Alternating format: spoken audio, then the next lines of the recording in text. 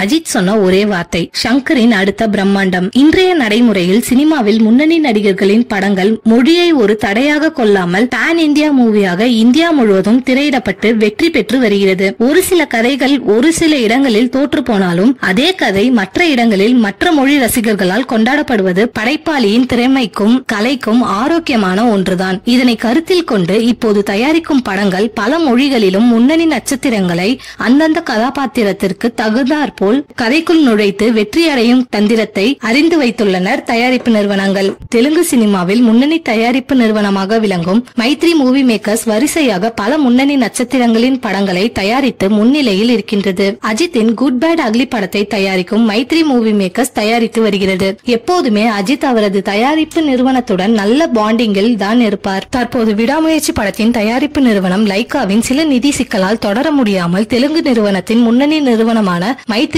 Movie மேக்கர்ஸ்க்கு தனது அடுத்த படத்தை தயாரிக்கும் வாய்ப்பை கொடுத்தார். இவரை போலவே இயக்குனர் சங்கர் அவர்களும் தான் இயக்கும் அடுத்த படத்திற்கு மைத்ரி மூவி மேக்கர்ஸ்க்கு பேசி வருவதாக தகவல் வெளியாகியுள்ளது.